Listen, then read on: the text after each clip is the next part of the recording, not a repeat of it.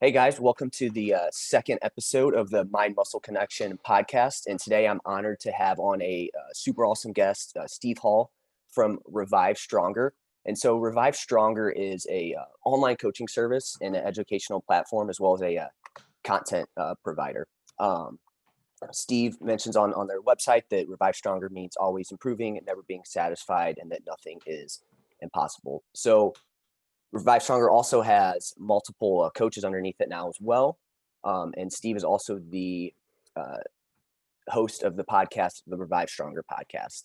And Steve, you also do some natural bodybuilding, a competitive natural bodybuilder, and you've been coaching for years now and have seen a ton of success with your clients. And so I'd just like you to maybe hit on anything that I missed there on Revive Stronger and yourself as well. Thank you so much, first of all, for having me. And I just want to say, can you hear my dog in the background? I cannot, no. Biting on something. You can't. Amazing. She just always decides, it's like whenever I'm podcasting, she just decides to eat her bone. So it's just like, she's just gnawing on it in my ear. And I'm like, can you shut up? But yeah, first of all, thank you so much for having me. I really appreciate it. It's always nice to chat to someone who's like-minded and kind of trying to share more knowledge. And if I have anything I can share, it's great that someone can draw it out of my brain. So it's always nice. And yeah, with Revive Stronger, you're right on. We're obviously a content provider, so have our own podcast and various resources on the website, our member site. And then, yeah, I'm lucky enough to be joined with some other coaches and Pascal Floor, my business partner. And yeah, Revive Stronger, just to give a very small introduction to the name, was all about basically me suffering an accident and kind of falling into bodybuilding to kind of recover from that. And I got into the best shape of my life and recovered stronger. And stepping on stage as a natural bodybuilder, as you said, was like me proving to myself I was fully recovered from that. And after that, I was like, man, if I can do this and I can recover from the prep as well, I can do anything. That gave me a lot of confidence to want to give that to other people. So we're primarily an online coaching company, like you said. Cool. Yeah, I love your background. I think it's really cool to share that. It's like you were down and but you came out of it, and now like you said, you revived stronger, and that's where the name came from. And so I think that's really cool because a lot of people can relate to that. So today I wanted to go over just really hypertrophy in general. So one of the first things I want to start with is people they want to get more muscular. Some people want to just look better, and it's important that we build muscle. And I think that a lot of people don't realize the importance of building muscle. So if you could just kind of briefly go over the importance of building muscle and why it's probably something that most people, if not everybody, needs to do.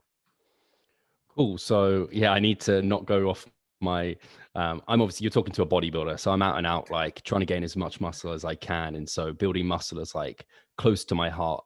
But even if, so you're essentially trying to get me to, if I was talking to my like mom or my dad or my girlfriend, like they don't care about building muscle really. So it's like, why should you care about building muscle?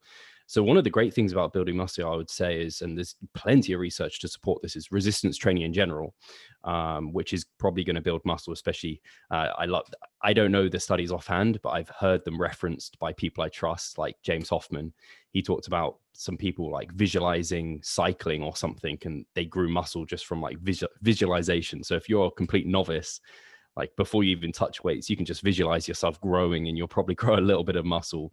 Or if you do like bike sprints or something, you're probably going to grow some muscle. But once you've gone past that point, you really need some proper resistance. So even body weight is going to be a step up from that. And this is an important part of, and I'm sure we'll get into like progressive overload. We need to like use more and more of that.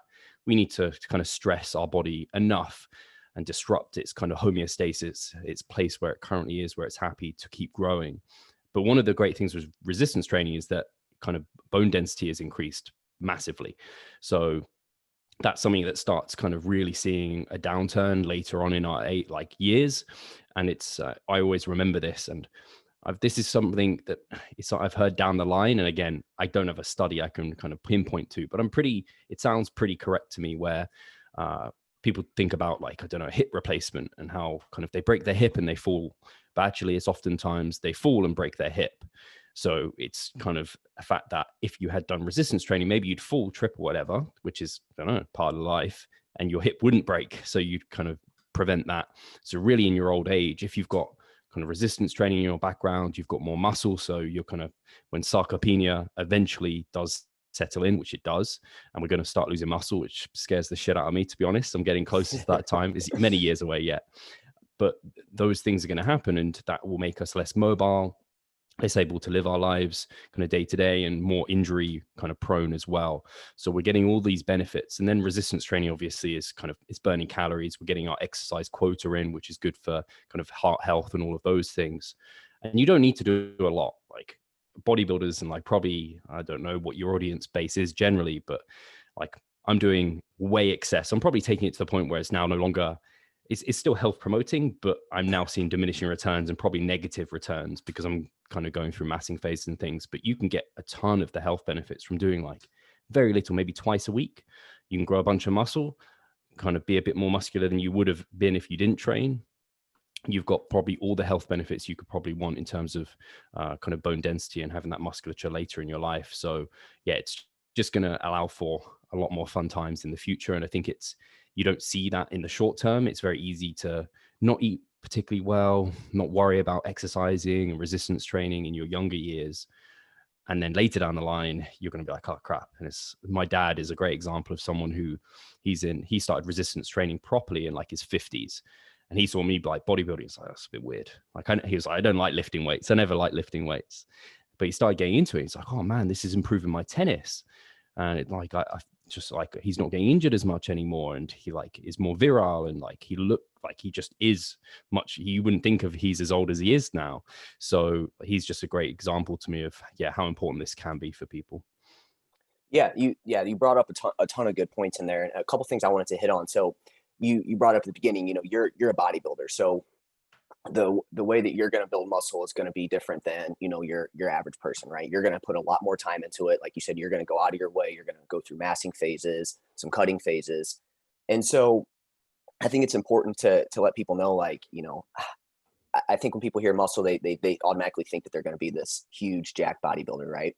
And I think it's important to stress how tough it is to build muscle. I mean, Yeah. me and you, we this is what we do. We love to build muscle, and it's like, man, it still is challenging. And so, what do you usually say to someone that's like, oh, I just don't want to build a lot of muscle? Like, how does that conversation go?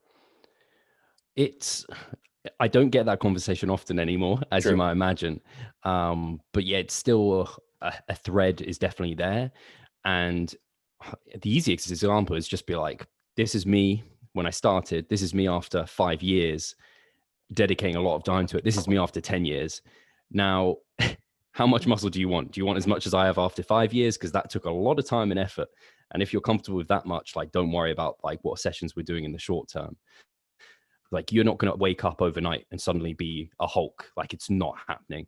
So people really don't need to worry about it. There are, I would say, as ever, there's not a black and white answer. It's like, no, you don't need to worry about it. There are some people that are just like, just very special and genetically prone to gaining muscle.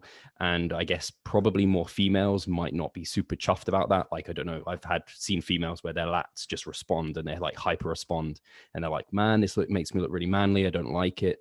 And I'm just speaking about these, like, there'll be females listening that are like, man, I want those big lats. And like, I have clients who will want those, and I'm the same, but they don't. So then you just can avoid training those areas, and they soon come down if you don't train them. So it's quite easy to kind of pick and choose those things. And they're end of the bell curve, super rare. I doubt anyone listening is one of those hyper responders, but they do come. So really, the end of like building muscle, super slow. Like the first kind of few months, like 6 months, that's probably where you're going to get the majority of your muscle building, so long as you're doing things right. And again, if you're not properly fueling that, and like you're not taking care with things, like it's just such a slow process. And at the end of the day, the main thing is you're not suddenly going to just turn into Hulk. So if you see yourself gaining to the point where you're like, oh, I don't want any more than that, bring down your training volume really nice and low, focus on some other things, because maintaining that muscle you've built now is going to be super easy. Just do less. And like, I'm envious that you're already satisfied with the amount of muscle you've built, because I'm constantly trying to get more. So yeah, it's as simple as that. Yeah, I think once you start lifting, you realize that you're never going to be satisfied with the amount of muscle you have. You're always going to want more. So a couple other things you hit on that were awesome too was the injury aspect of it. So I think that's really cool. Definitely the more muscle you build, I play hockey once a week, and I've had some falls where I feel like if I didn't have as much muscle, I for sure would have done some type of I would have had some type of injury. And so I think that's one thing that people don't realize is having, as you age, having more muscle is going to really help with the injury process. Um, so as far as so one thing I wanted to go over real quick too was the fat loss side of things. So, you work with bodybuilders, and I'm sure you work with a lot of people that just want to improve their physique overall. And do you ever get people that they don't realize like how much having extra muscle can help with fat loss? And if you want to kind of hit on that, like, hey, how you explain to clients, like, hey, you're gonna by building more muscle, it's gonna make fat loss easier. And do you agree with that too as well? Cool. Yeah, it's a really good question because I think there are some people that think like muscle is this like hugely metabolic tissue that kind of increases your metabolism by, I don't know, tenfold or something. The reality is, and I'm pretty sure if people wanted to like Google it and find James Krieger, I'm pretty sure he's done some analysis of this, of how much kind of an extra pound of muscle kind of adds in terms of calorie burn and your kind of resting metabolic rate. And it's not a huge amount. Fat tissue is also metabolically active, not hugely, but it's like things like your organs, your brain. I think I'm listening to a book at the moment. It said like your brain is 2% of your total like body generally for most people, because I guess it differs depending on how big you are. But it kind of consumes 20% of your calories. I guess again that's going to be average because it depends what you're doing. But like that just goes to show how things like your organs, your brain, those sort of tissues are just they're going to burn way more calories than like extra muscle is. So if people are like, oh yeah, I'm building muscle because it's going to allow me to eat way more calories, I'm going to be like, well, a few more, but you're better off going for another walk in your day. You're going to burn way more calories doing that. That's going to be significant for fat loss. But also, if it's fat loss we're talking about, you need to maintain, therefore, muscle. And the biggest thing I would say to people is you don't basically, it's becoming way more aesthetically appealing for males and females to have some sort of shape. I think in the past, maybe kind of aesthetic ideals were just to be super skinny. Like catwalk models were just like, I don't know, really, really small, like bones and things. Seeing that was like aesthetically appealing. Whereas now, if you have very little muscle and you cut down and you diet down and you don't build muscle in the process, you don't maintain your muscle, I always analogize it like it's like a sack of potatoes that with no potatoes in there. It's just like flat, nothing there. Whereas if you have some muscle, it gives some curves to it. It has some shape to it, things like this. And I specifically would say this more so to females because females seem to be less on that, but like they want the curves, they want kind of the glutes, they want the shape there, they want the kind of the arms without the bingo wings and things like that. And that's all coming through, and they want tone. And part of tone and kind of probably a lot of physiotherapists, personal trainers, that's what I meant, hate kind of the term tone, especially like evidence-based ones, because they understand it's like tone it's not a thing. But when I try and use that with people, if I do use it, it's a case of tone is really like a low body fat percentage with some muscle underneath. That's what gives tone and gives that look that they're aiming for. And that'll give kind of the athletic look that they're kind of actually after. If you look at lots of celebrities now, they look at their favorite celebrities. A lot of them are resistance training, and men as well. Like you look at the kind of ideals now, we're looking at people like Thor. Like the guy that plays Thor is like jacked, man. Like he is jacked. Whereas previously our aesthetic ideals were much like smaller than that. We think of someone like trying to think, what's it called? Like Soapbox? What's the film? I've forgotten what it is.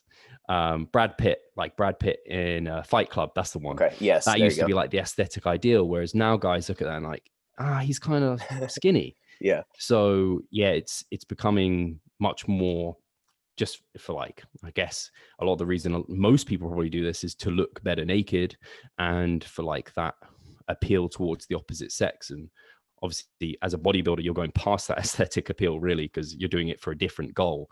So I don't know if I answered your question, but yeah, I don't think building muscle in it for itself is going to dramatically help with fat loss, but I think ultimately, or weight loss, I think ultimately it's going to lead to the physique you actually want through losing the weight. And without the muscle there, you're probably going to feel dissatisfied with what you're left to find underneath. Yeah. No, you and you finished it up perfectly there. That's kind of what I was getting at with, I feel like you see this a lot where people they want to lose weight and that's like their only focus. And again it goes back to they don't want to look like they're super jacked, and so they'll just keep losing weight, and they get down to that weight and they're still like, I need to lose more weight. And you can just, I feel like Yeah. you can get into this endless cycle of just wanting to lose more weight, but really what you need is you need a time to you need some time to build some muscle. Like that's ultimately what's going to give you that shape. Like you said, that the tone look, like we hate using that word, but that's kind of how we can relate that to most people is by using that word. So you definitely answered that. So I appreciate that. And so it's going to kind of lead me into the next thing. So I think where people mess up the most is the nutrition side of things. So again, to go back, most people are when they feel like they want to get the physique that they're looking for, they think they just need to keep losing weight and leaning out. And so obviously nutrition is important. Training for building muscle is the most important, but nutrition, I feel like, is something that people really, really screw up here. So can you just kind of briefly go over why you feel like, or what your thoughts are on why it's important to eat to build some muscle? And yeah, we can go off of that. Cool. Yeah, most definitely. And it's I think for more advanced people who kind of get this sort of thing, once you understand nutrition and its role and how it's permissive towards results like muscle gain, it's just something that you kind of just do day in and day out. Like you just have your structure, but it is something you have to do every day. So it's ultimately very important. Your training, I would always say, comes first. Like I said, nutrition's permissive. So if you aren't weight training and putting a good go in that, you're not going to suddenly build muscle from being in a surplus if you're anywhere near kind of intermediate or beyond that. You've been training a few years. But something I quickly learned was like, when I first got into the gym, just as using myself as an example, I would get comments of like, oh, you're so dry, like you're really like lean and all of these comments. I'm like, I'm trying to build muscle here. And what I try and do is basically like eat as clean as possible, quote unquote clean. Just eat fruit and veggies and just tons of protein.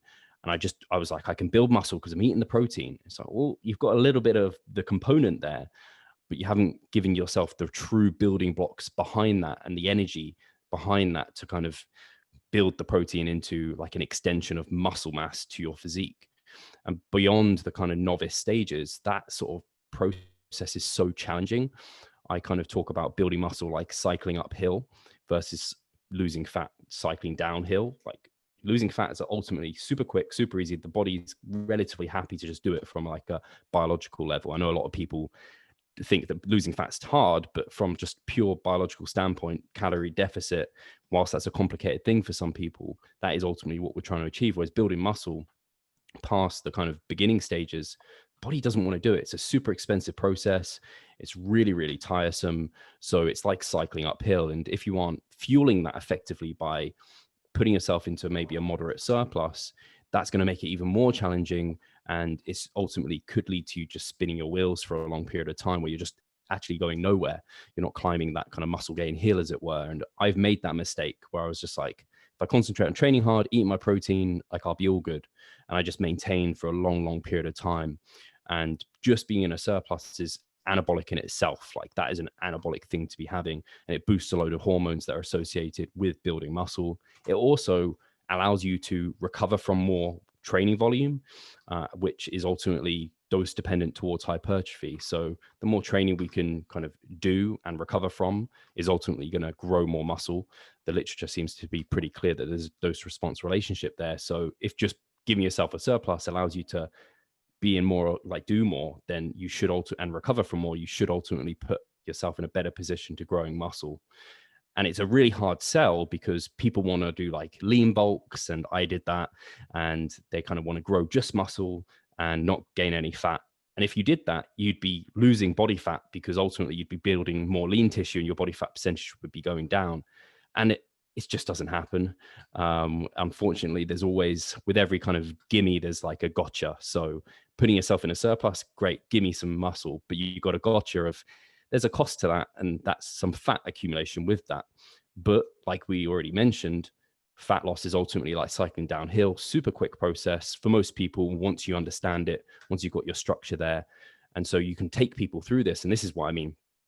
Bodybuilders are literally like the geniuses of building muscle and losing fat for years, because they ultimately get to stage with the most muscle with the least fat of all people on the earth. And they go through these gaining and cutting cycles for a reason. And so whilst it's not super fun for some people, it will lead to your goals way, way sooner. And it can be done in a less kind of scary way. A lot of people get scared and frightened about it. But when you focus on the kind of plus sides of being in a surplus, the energy levels you have, the kind of the focus you can put into your training sessions, the PRs that you hit within your sessions, the flexibility you have, because you're on so much food that if you want to go and eat out or whatever, it's very easy to go and have that meal, and it fits within your plan quite easily. And actually, some people have these really like hyper responsive metabolisms where their food and their intake just keeps kind of coming up to a point where they get to eat quite a lot more than they'd expect, and a lot of people enjoy that. So I think it's just important, because the grass is always greener. And too often, like, a lot of these people who don't want to mass will be in that cut and be like, oh, I'm so skinny and small. And you're like, do you ever mass? Do you ever like actually give yourself months to be in a surplus and gain some muscle? They're like, not really. I always look a bit soft. And I'm like, just focus. Don't focus on the physique right now. Focus on your performance. Focus what's happening in the gym, and enjoy the hell out of that. Because ultimately, not many people see you fully unclothed, and you look bigger in clothes. Your arms fill out t-shirts, all those sort of good things. So yeah, I don't know if I answered the question, but I have a lot of love for just a moderate surplus. I think it can solve a lot of people's problems. Yeah, no, that was really helpful. So yeah, and I'm sure, once you, like you said, what I really like is, I like your analogy of the building muscles like going uphill, whereas fat loss is like going downhill. That's definitely the case, especially as somebody like us that we've been through those gaining phases and those fat loss phases.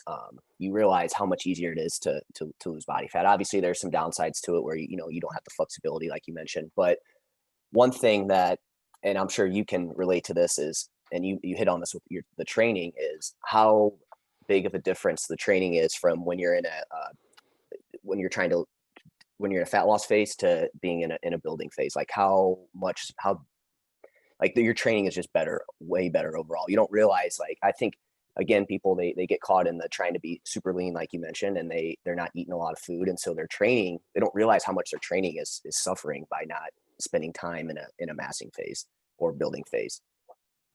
Yeah, it's even actually touched upon a point there. When you're in a surplus, you're literally, your muscles are kind of full of glycogen all the time. And that in itself, like full muscle glycogen, is a signal to the body that it's like, we can grow here. Whereas when you have depleted muscle stores, it's like, oh, we just don't have the reserves to grow new muscle. We're not going to do that right now. And sure, some people can grow muscle within a cut for a short period of time, but especially, like you said, for people who have been through these cycles a lot, they're not going to be growing kind of a real great amount of muscle during these phases. Whereas, yeah, when you're in a surplus, you can really push that training. Pumps are better. Again, like cell swelling seems to be an avenue for hypertrophy. And when you have full muscle glycogen and you're full of water and these sort of things, the pumps are just way gnarlier, way better. The training response is so much superior.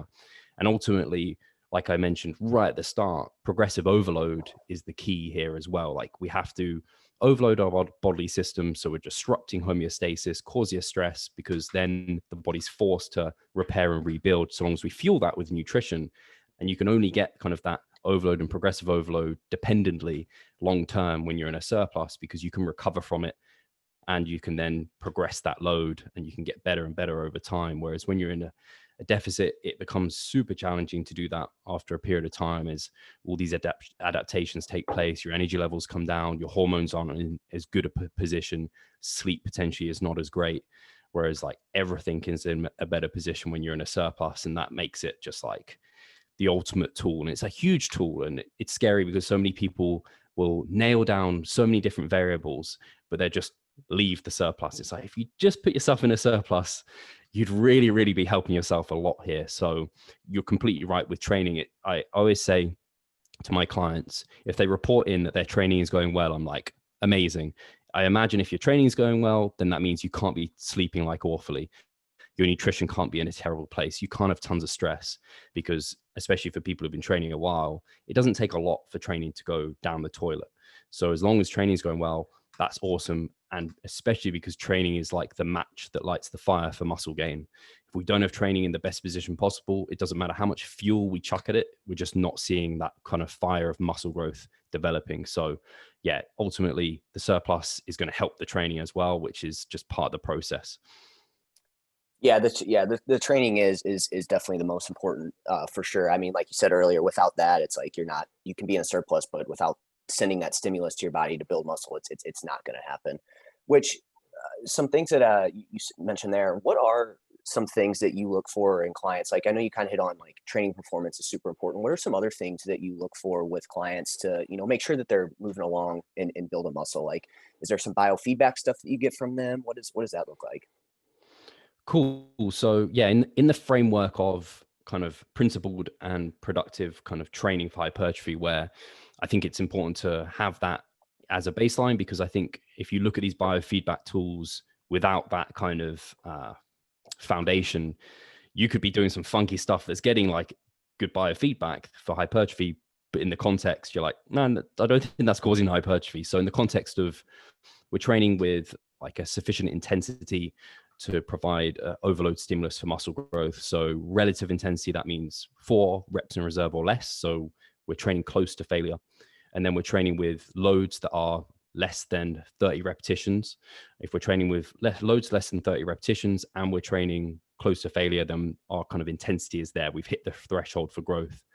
And then we need to do enough of that to provide a stimulus for muscle growth, which is like meet the minimum threshold for muscle growth. So as long as we're meeting the minimums with relative, absolute, and volume for training, and we're doing it through movements that are specific towards hypertrophy. So we're doing our kind of back squats and not our bozo ball squats that are like we're losing all the tension through balance and all these things. So ultimately the muscle is the limiting factor and not kind of balance or like forearm fatigue or lower back fatigue. So if we got that context there, then we can look at some things that help us pick exercises even and help us know if we're recovering from, and again, in the context of recovering from volume. So we're performing well in the gym. Those are like some really important things to have as a baseline. So week to week, we aren't seeing like performance come down. Your RARs are dropping, but you're seeing kind of extra load added, or you're seeing an extra repetition with really pristine form and technique. So there's a lot there, which you could probably have a whole podcast on all those elements, but as long as they're all covered, then you can start to look at some things. And I think this is the kind of the bridge between kind of strength training and the textbooks that we have loads of information on, and then applying this towards bodybuilders, because strength trainees and powerlifters, they don't need to worry about these biofeedback tools because they're not really ultimately important. Whereas for us, we are really focused on muscle growth, and it's becoming more and more clear that things like mind muscle connection, internal focus on that muscle group, and things like I said, cell swelling do provide like a substantial like hypertrophic stimulus. So some things I do look at for my clients in that context is this exercise getting you a decent pump? Are you seeing that like you do this bicep curl variant and your bicep is feeling like it's kind of feeling more full, like a balloon? That's the way I always like to describe it. Some muscle groups get really great pumps quite easily and other muscle groups don't. And that's going to be individual, but I always find, and I'd be interested to hear from you, Jeff, actually, quads and chest, they're for me, like I can get a pump in those pretty easy. What about you? Yes, for sure quads. Actually, right now, I don't know what it is, man, but with my legs, it's just like if I do, my volume is so low on my legs, and I think it obviously it's probably genetics, but like right now, and this is cool as I like to tell people this as they get further into training, you start to figure these things out, right? Like you think it's just like, hey, I need to do this many sets for this, but really Yeah. there's the huge individualization that comes into it, and for me, it's like right now I figured out that I can get away. I don't my legs. I'm happy with where my legs are at. I don't have to do a lot of volume to get them to grow. So therefore I can do way less to maintain it. So now that's freeing up so much more. I have way more resources to give to my upper body now. And so that's, been something cool that I've realized with myself is like, I don't have to train legs as much. I know that's like the typical bro thing. Like, oh, I don't need to train legs, but You you have know, giant quads though. dude, it's like, yeah, it's crazy. I don't know what the hell, I don't know what's They're going like on there. tumors on your legs. I'll take that. I I'll am take that. jealous. I'm happy with it though, because I'm sure you feel the same way. But training legs is definitely not. I would much rather train my upper body, but so it's nice to not have to like push my legs super hard. So I do love leg training, but it is a special sort of like, it's kind of that love-hate relationship where you're like, I love it, but also part of me is like, why do I do this to myself? This is yeah. hell. So I'm So curious. yeah, pump. So I just have one more after pump. Yeah. So another one that I look at is disruption. So these are two things that I look at, because some muscle groups, like I said, some get a pump, Some, you're not really sure if they're really getting a pump, but they probably get disrupted. So for me, hamstrings, great examples. They don't really get pumped. They just kind of feel tight. So if I do some hamstring curls and I get off the machine and I like just start bending my leg towards kind of my knee, sorry, yeah, my ankle to well, I do a leg curl basically standing. I'm like, whoa, like this feels like it could cramp. If I was to sprint, they'd probably like break off my bone or something. They feel disrupted. They're maybe quivering. So quivering or tight. Those are some sensations. And really what the pump and disruption is showing is you've definitely got mind muscle connection, that muscle group, because it's like flowing with lots of blood flow and like fluids and things like this. So you're definitely connecting with it. And then if it's disrupted, then you can be pretty sure you've overloaded it. So these are just two great feedback tools within that context of we know we're kind of hitting the principles of hypertrophy. And then the only other one I also look at is then kind of how you're recovering afterwards. And this is maybe like delayed disruption, or you can think about it as like readiness or like soreness. And so I check kind of, are you recovered next time you come to train hamstrings, or are you still a little bit tender and a bit sore? If you are, then maybe we need to scale back volume, or if you're completely fresh, maybe we can look to even increase volume in the context of good performance. So those are a few things that I look at to kind of help give me an idea of how you're responding to the amount of volume that we're doing currently. Cool. What would you so if somebody, so obviously we're not trying to chase like soreness or anything like that in our training, but it can tell us a lot. So if somebody is like, for example, I had a client that's like, hey, I never get sore in my biceps and back. Does that mean that, those recover quicker? Are they just maybe not as responsive to training? Um, what does that look like for you with clients? Do you like what are some steps you take to look into that? Cool. So, yeah, I mean, it could be that they're missing some of these checkpoints. So maybe their relative intensity isn't there. You look at them and you're like, oh, you could be training harder. Possibly they're not doing enough. So maybe their relative intensity there and their technique is there, but they could do with a bit more volume. Or potentially their technique isn't there either, or they're picking exercises that's just like doesn't connect with them at all. And they're like, yeah, I never feel this in my back anyway. I've just been doing pull-ups because everyone says do pull-ups. So maybe you can try and find a new exercise, maybe increase volume, or maybe you just need to kind of train a little bit harder. Those are some things you can definitely look at. But like you said, or I don't know if you said it, but like I would say, not every muscle group actually does get sore. Some of them do really easily. Ones that kind of very much kind of stretched under load. So something like a hamstring, when you're doing a hip hinge, you just get that kind of big eccentric stretch on the muscle group. And that stretch under load just tends to cause a ton of damage. So some muscle groups get that, other muscle groups don't. So if you think about like a cable fly for the chest, or a machine fly, even, or a dumbbell, most extreme dumbbell fly, there's a big heavy weighted stretch on the pecs. So if you haven't done dumbbell flies for ages, you start doing them and you take it relatively close to failure and do a fair bit of volume, like you're bound to get pretty sore. But that isn't causing growth in itself. Like you shouldn't just chase and like you just be doing novelty all the time, because progressive overload is super important. And without that, we aren't determined, like knowing we're growing. And so we actually want to adapt and not see as much soreness all the time. And like I said, you want to be recovered between sessions, because if you're only just recovering on time, or if you're not recovered, then you kind of need to have the recovery to then have the growth. So if you're always sore, you're actually just kind of tearing the muscle down and never actually quite growing it back up. So it's a good marker, like you said, to know that you've overloaded it and caused the stress, but you definitely want it to recover in time. And then like coming to the question, like, what if my muscle just never gets sore? And some don't. Like it could be individual dependent. Some people just find that certain muscle groups just don't tend to get sore. There's a lot of factors that go into that past my knowledge of like the human biology. But I can say for myself, just a pure example, my biceps are probably one of my, it's my biggest, not biggest, it's my best muscle group. Definitely not the biggest, but it's my best in terms of like what I'm genetically built and favorable for. My biceps, I can't remember the last time they get sore. They just don't get sore anywhere. The only time I get sore is maybe like where right in the elbow, and that's more so like the tendons between on like if I do an incline or like a preacher curl and I haven't quite controlled it, but like in the kind of peak of the bicep and stuff, like it just doesn't get sore.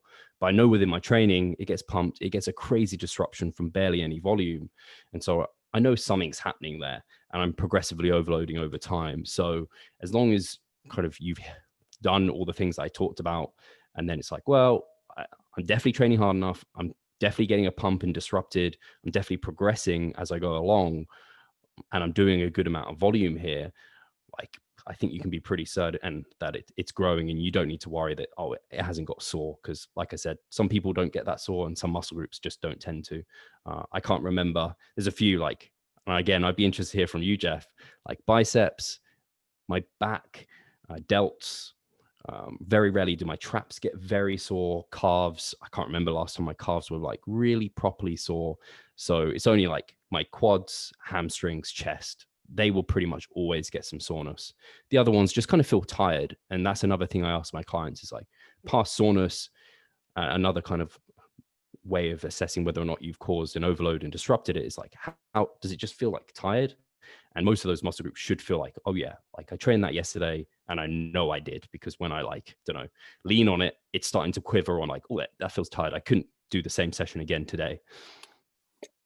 And I like what you just said there. Can you do the same that you did the day before? And if you can't, you're probably seeing muscle growth. And I think too, there, one of the main things that I took away from that was, okay, even if you're not getting sore, that doesn't mean that you're not growing. It's just like, you have to, it's almost like you really have to be, if you're overloading, you're feeling a pump, you can't train, do the same thing again the next day. You're probably growing, you're eating enough, you're probably growing muscle, Yeah. unless you're just like completely screwing something up somewhere along the lines. You're probably growing muscle, even though you're not getting that, like, because I think we like the feeling like, oh, we're definitely growing muscle. You want to have that soreness, but as long as you're not completely screwing things up, you should be good there.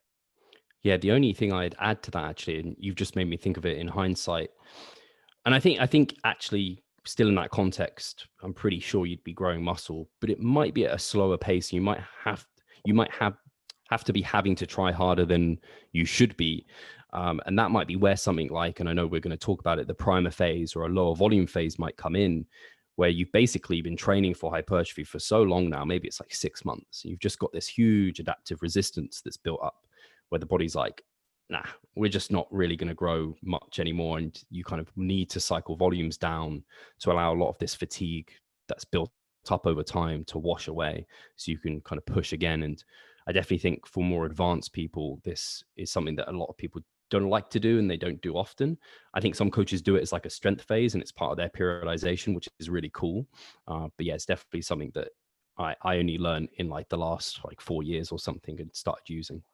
Yeah, no, and I definitely want to get into the primer phase. Before we jump into that, so we've kind of a few times throughout the show so far, you mentioned relative intensity, and so I think this is really important to bring up, because you get questions like, how many reps do I need to do to build muscle, and we've kind of hit on it. You said up to 30, um, but can you just kind of briefly go over RIR, and how do you explain that to people, and why is it so important for building muscle?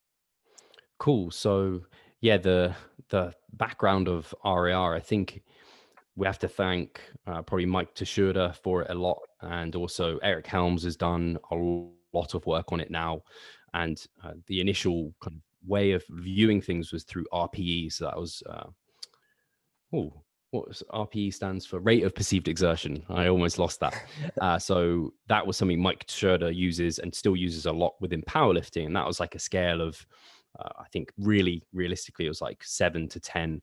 And it was kind of like kind of a 7 RP was like this many reps from failure. And so then that got to 8 RP was like 2 reps from failure, 9, 1 rep from failure. And some people also use it in terms of like, it's a little bit more less objective, because some of like rate of perceived exertion is a subjective score that you're kind of like, yeah, it felt like a 10 out of 10 really hard, but maybe you could have got another rep or something. Whereas RAR is like, definitely, if you're a 3 RAR, you had 3 reps left from failure. 2, 2, 1, 1, 0, you took it all the way there. And when we're talking about failure, it means kind of form breakdown. So we're not talking about failure like you couldn't literally lift your arms up. It's a case of you couldn't lift your arms up with your bicep. If you were to do another rep, sure, you probably could have got one, but you'd be swinging your hips, you'd be using momentum, you'd be doing something dodgy there. So when we're talking about failure, it's definitely form failure. And that is so important, because if your form's breaking down, you're risking injury, you're creating a ton of fatigue, and also you're not really creating much of a stimulus to the muscle, because now you're actually distributing the load to other things, whether that's joints or other muscles. So it's ultimately super important. And yeah, it's a really helpful tool, because we've learned, and that's where Mike came in, and like powerlifters learned years ago, that to gain strength and actually to gain muscle, they can work submaximally. They don't have to push it to the 10 RP all the time or a 0 RAR. They can train with like 8, 7, 3, 2 reps in reserve, and they can accumulate good quality volume that's still overloading enough, and it meets that overload threshold that causes a sufficient enough stress to the body to then adapt to. So that's why it can be really helpful, because then you can be like, okay, so it looks like from the literature, we don't get any extra benefit from training to 0 RAR versus 2 RAR. But if I train at 2 RAR, the kind of fatigue that produces is quite significantly less than training to 0 RAR.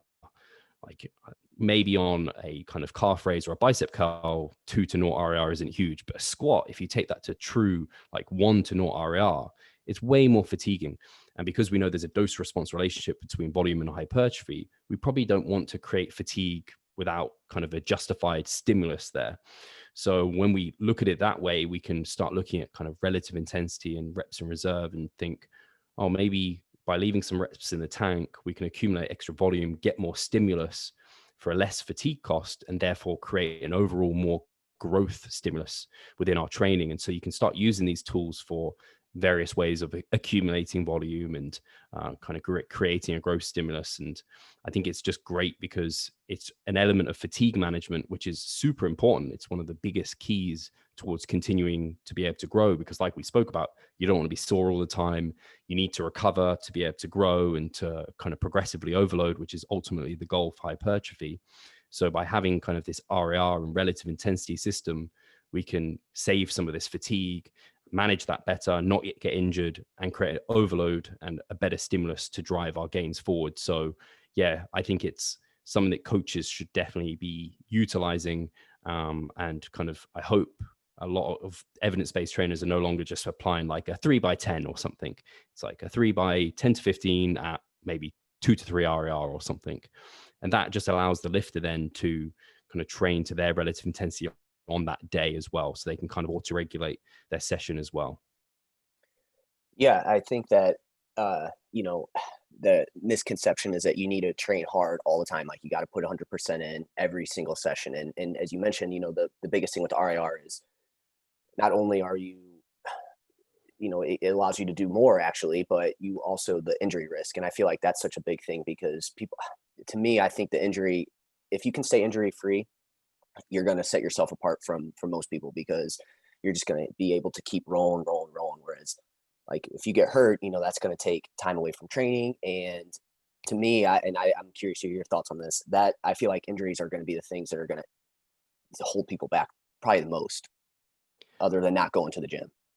Yeah, Wh- absolutely. wh- That is, I wish I'd learned about this before I got injured. So I have a slap tear in my shoulder.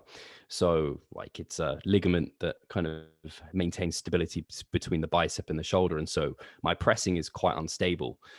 Thankfully, it hasn't caused me any issues down the line. And I'm not sure it really held me back, but it definitely did in a short term. For months, I was like, I didn't know what it was. I couldn't train hard. I was definitely losing muscle and it just wasn't going away. And it was only, I basically did it just before my accident that I talked about at the beginning, which forced me to be bedridden for like months. So again, another, not that that was done in the gym, but the slap tear was.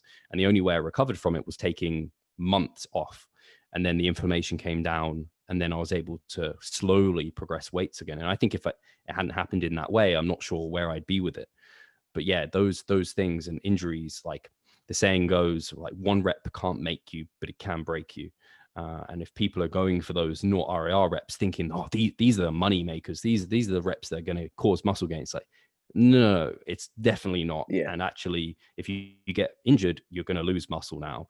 So yeah, it's hard because within bodybuilding, and I think good bodybuilders do have an ego, and it's hard not to have an ego. And I think you partly need it to push yourself to the point where you're doing like all this hard training. And so sometimes we all find ourselves in that position where we want to get that rep because like that's the PR. But if we're really, really kind of mature about it, methodical, we think about being like an athlete and a good kind of trainee. Is that not RAR rep really worth it? And like 9 times out of 10, it isn't. So yeah, that it's huge. Yeah, and I think a lot of people when they hear RER, they think it's not like hard training, like you're just kind of like just oh you're just going in and you're just kind of like but I mean that's not the case. And so what's kind of your thoughts on that when you hear that like oh it's RER is not hard training? It's frustrating beyond belief in some ways, but it's not without any sort of credence. There's definitely some credence to it, and they've even got science to prove it. So, especially in novice trainees, especially in higher repetition ranges, people aren't amazing at rating their perceived exertion. But with practice comes bettering of that. And also, I would argue novice trainees don't even need to train as hard as advanced trainees. When you get more advanced, when you start lifting heavier and you're in the lower repetition ranges, we're much better at it. So I think, particularly if people aren't using it with their advanced trainees at the lower repetition ranges because they're concerned about accuracy, I think they're missing kind of a really, really helpful tool, especially for people who are more likely to risk injury. So I also think when you do use it with a beginner, the idea is to make things harder over time, and we're progressively overloading. Eventually, they're going to have to hit failure unless they're going to be kind of the world's strongest man at some point. They can just add 5 pounds to the bar every week. So they're going to eventually get there. And once you've experienced failure and you experience it multiple times, like several times a month, you start learning kind of where your threshold capacity is. And I found kind of assessing videos to be very, very helpful. So when I coach people through using RER, I always check their videos for technique, but also relative intensity. Where are we? And a really good marker is bar speed slowing down. So if you start seeing cadence slow down, if like they're lifting like a good person would and not like really ad hoc all over the place, and they're lifting with pretty good technique and it's pretty kind of consistent and determinable, then you can look at it and you can be like, I saw that rep slow down. The next rep was a really slow rep. And then the next rep's probably going to be a grinder. And then you're lucky if you get another one after that. Because that bar speed slowing down or just the kind of concentric slowing down is a real good indicator. And you know it in yourself. When you go into the gym, if you do a set and then you leave it and you're like, man, I didn't really get a pump, didn't really get disrupted. This comes back to the point of not getting sore. You can check yourself. It's like, maybe I should push a bit harder next time. I won't add any more. I'll just push a bit harder. And you learn within like a mesocycle or two, kind of, okay, how accurate was I? How far off was I? And now when I do my next mesocycle, I can look what I achieved at like naught RER with the squat or whatever, and I can work backwards. Okay, so I'm going to I hit, I don't know, 10 by 100, 10 reps by 100. So now week one, I'm going to put in, I don't know, I could do 100 and I want to be 3 RER. So I'm going to hit 7 reps. And then you get 7, you're like, or maybe you squat down, you do your 7th rep, and you're like, oh, actually, I've improved a little bit. That still feels too easy. You do your 8th rep, and you're like, okay, that was a bit slow. And now you know where you are. So you get your kind of bearings very quickly with it. And I think a lot of people are put off by it more so because they just love training and taking it all the way there. And I think there is just some nature of a lot of bodybuilders. And I mean, bodybuilding is an extreme, crazy sport. You have to be a bit nuts to Yeah. do it. And people like that nutty thing. And part of that nutty thing is shouting, screaming, and going really to failure. And people love that. But I love the art of training and the art of growing muscle and trying to be as kind of good to that as possible. Because I know for me, if I trained every session like that, I'm not sure I'd have as much muscle as I do now. I'm pretty sure I wouldn't. And I'm pretty sure I probably would have got injured. So I think some people, and you hear this anecdotally at least, I get this where people have tried kind of at that every set to failure approach. And they're okay for a few kind of weeks or months even. Then they get burnt out. They maybe injure themselves. They have to deload very frequently. And they're just like, man, it was good. It was really fun. But man, it wasn't sustainable. And I mean, the best bodybuilders, the people with the most muscle, are the ones who have been doing this for years, who haven't got injured. Think of someone like Jeff Alberts. Like, he's so careful and intent and he works very hard. But his 3 RR, like if he does a squat to 3 RR, he isn't getting up and being like, oh yeah, that was easy. I don't feel tired at all. He's like, man, I'm like super fucked. Yeah, there's so many things I want to touch on real quick. Like and I think I feel like the quality, the main thing you're hitting on here is like, it's like for with Jeff Alberts, it's like improving the quality of like each rep and set. And I feel like that's almost like it's just easier to just be like, I'm just going to go to failure than it is to be like, I'm going to actually improve the quality. Cause it takes like more focus. You just gotta dial in a bit more, where I feel like if your goal is just going to failure, just, kind of that old school bodybuilder mentality, it's like, that's where it's just like, it's easier to just do that. I feel like almost in a way. And I think that's where a lot of people probably get themselves in trouble almost in a way. It definitely is easier. The great thing with failure training is you do tick off that you've definitely met the overload, Yeah. like relative intensity threshold, that you for sure met that. It's just then what's the cost of that towards the benefit, and maybe the benefits don't weigh out that cost. So it's just it's a bit of a more modern bodybuilding quirk that's only coming out of the kind of the the woodworks, I guess, through the evidence-based practice. And so, like a lot of things, a lot of the old school things have held for a long time. So I don't know, meal plans, they even have, I mean, meal plans can still be great, but like the fact that you have to eat certain foods to get shredded, I think there's still some bodybuilders that kind of believe that, but we have very good evidence and we have loads and loads of data of anecdote of bodybuilders getting shredded through, if it fits your macros approaches or things like this, where you kind of varied foods. So I think the same with training is like, it's just trying to catch up. And I think people like Renaissance Periodization and Jared Feather now becoming an IFBB pro, obviously using reps in reserve within his training and as like a real big tool. People are going to slowly catch on that actually this may be a superior method. And maybe in a few decades down the line, we'll see more people kind of being more accommodating towards it. Yeah, I definitely hope so. And, that's another reason why I definitely wanted to get you on was because I do feel like that's super important. And, it's good that we're doing this and spreading this knowledge to people because again, I feel like the whole fitness thing is definitely made out to be this super complicated process and you got to just go super hard all the time. And that's not the case. And I think one thing that you mentioned that I really liked about the RIR thing was the sustainability of it. I've seen this where guys are like, "Oh, dude, that RIR stuff just garbage." You're not training hard, yet they're the ones that you're sitting here training consistently for years on end, just getting better. Whereas every time you talk to them, they're like, "Oh man, I'm getting back into it this week. I'm going to go hard this week." And I think that people they forget about that part of it too. Yeah. And I think for especially the people who are super successful with that method, because of the fatigue that generates, because you can't do a lot of volume like that unless you have your life like very well set up for it. And if you don't have that, which most people don't have the ability to, I don't know, have a quality night sleep every single night and optimize their nutrient timing, optimize their supplementation. If you don't have all of that in check, you may well not be able to kind of recover and do the volume that you need to. And your window of kind of growth opportunity is just shrinking and shrinking. So it can be really hard like that as well. So yeah, I agree. I think it can be really off-putting to a lot of people when they think, oh, I have to like train like a mad person. And like, if you can use RAR and train like a mad person now and then and get the best gains. Cause I do think it's appropriate to push to that point now and then, just every single session, every set.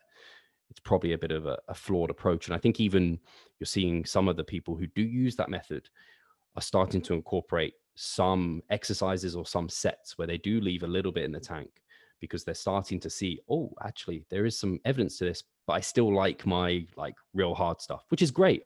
I mean, they're slowly transitioning now. And I think it's very much like how I transitioned into a more flexible diet. I was like, okay, so I'm going to eat all my clean food. And then post-workout, I'm going to allow myself a bowl of cereal.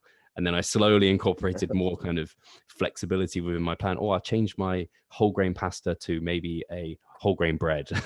And slowly I became closer to a more adherable and probably a more optimal way of eating.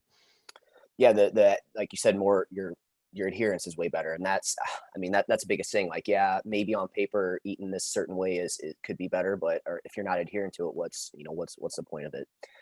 And so I think this is a good transition. We only got a little bit more time left. I want to be very cognizant of your time, and so I think this is a good transition into the primer phase. So we're kind of talking about people that are pushing themselves super hard all the time, and you mentioned it earlier. You brought up the primer phase. So real quick, what is a primer phase, and when is it useful? Amazing. So the primer phase, if I was going to use an analogy, is kind of like the holiday to your kind of working year. In that kind of you have your 9 to 5 and you have your kind of evening off, which is like a rest day. And then maybe you have your deloads within your program and they're kind of like I don't know, a couple of days off. And then you have maybe your holiday, which is like that primer phase. So when you're working, like you need evenings off to recharge for the next day. And then eventually you need a couple of days off to recharge for another few months. But every year you need like a 2 weeks off or something, where you're just like, if I don't have 2 weeks off, I'm going to go crazy. And that actually allows you to work more efficiently, more effectively, and be a better worker. And so the same is within kind of training, like I said, rest days, we have kind of the deloads, and then we have the kind of primer phases. And the primer phase just allows a lot of that fatigue to really wipe clean. And as we're training hard for hypertrophy, volume is very fatiguing, and we do adapt to it as well. And part of that adaptation eventually becomes kind of a resisting adaptation. And after a while, it becomes harder and harder to get the result that we want to see. And we see this in diets, for example, like you diet for 3 months, 4 months, like you're having to try harder and harder to get the same results back because the body just keeps adapting downwards towards it. So part of the primer phase is a maintenance period. So it can be you're eating at maintenance calories. And the great thing with maintenance is that's homeostasis. That's what the body enjoys. So it's like a nice break for the body, pushing your calories up, pushing them down. It's stressing the body, whether or not you're gaining or losing weight. It may not feel stressful to you, but gaining weight is stressful. And obviously losing weight, everyone feels stressful kind of from that process. So it's really nice to just allow that to happen, because then stress really drops, particularly when dieting. If you want to lose maybe 50 pounds, you lose maybe 25 pounds, are you really going to lose another 25 pounds in that same run? Or are you better off taking a break, recharging, refueling, eating at maintenance for maybe a month, and then going for it again? You've allowed your metabolism to upregulate up again, so you can diet on more calories. Your food focus is dropping. You've got your hormones back a little bit, so you're feeling much more ready, and you can start dieting from a place of strength again. So that's one way to kind of incorporate it from a dieting perspective. And then training wise, when we're training for whether or not it's kind of fat loss or muscle gain, we're always training with hypertrophy style training, which is high volume. And like I said, we see this adaptive resistance build up where we're not getting as good response from our training. Maybe it's just feeling a bit stale. We're not seeing that progression. We're not getting those good pumps, that good soreness, that good disruption. And maybe psychologically as well, you're just like, fuck this. It's just like, I'm doing so much volume now to get the response that I need. I've used the kitchen sink of hypertrophy, my intensity methods. I've used the entire rep range, and I'm not getting a good response. So you just dial things back. I like to constrain the rep ranges, and I like to kind of consolidate the volume to maintenance volume, which is super low. Like I said before, it's really easy to maintain your gains. So you can reduce your volume by like 60, 70% of your average training volume, do very little. And it's just like, oh, it's just a relief. You can train less frequently. You can just hit your protein, hit your calories over this phase. So psychologically, physiologically, you get a really good recovery effect and also a resensitization effect to training volume. So when you come out of the phase, you're primed, which is why it's called a primer, for the phases following.